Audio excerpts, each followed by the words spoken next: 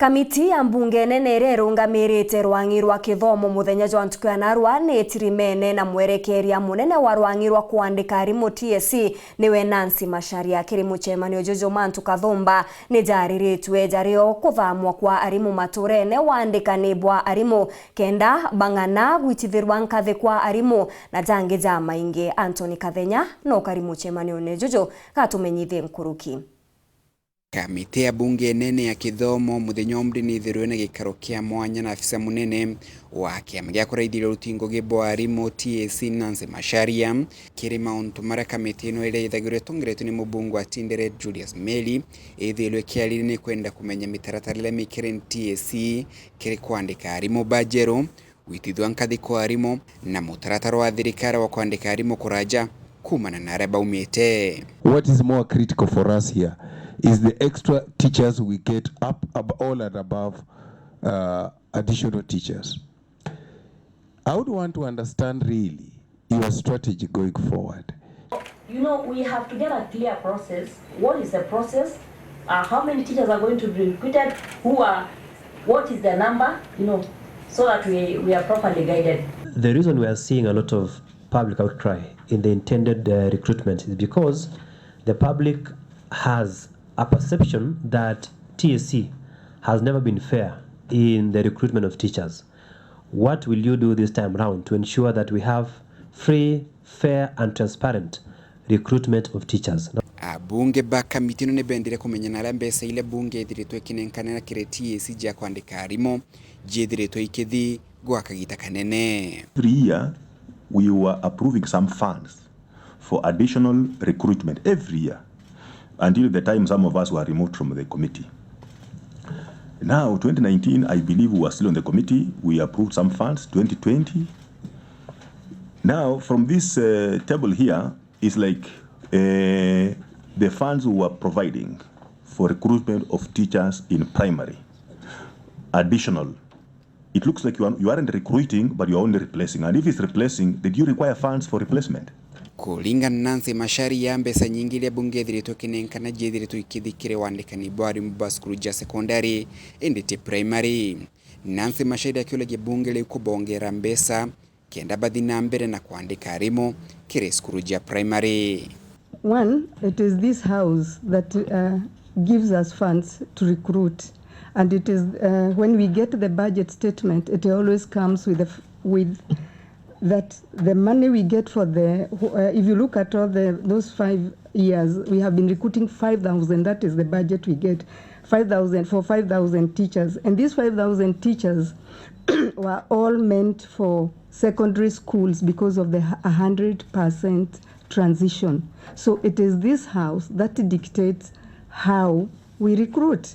So my prayer is that going forward, can we please, through the chair, get money to also go to primary schools? But if kulingana na mubunge wa Igembe North Julius Taitumu oleno mwa memba ba kamiti no alendekithia tayari mubalaba kulikia skuru kwa daino bethiro bakie tonye twawira ikilingithanagwa na barabara ikiria ukabere. Aidha kulingana na Nancy Macharia alimuba ukabere ni bethiro tubakiro thiro mathomo makagita wakagita kagita kalabona wira.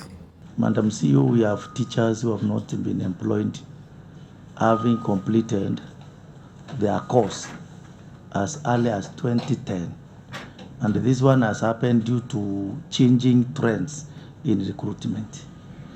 And I believe for fair recruitment, age and graduation time should be highly considered. If you have somebody who completed his or her course in 2010, who is not employed up to today, if you employ that teacher, you employ somebody who is not already aware whether you are a teacher, you are a number, or you are anybody.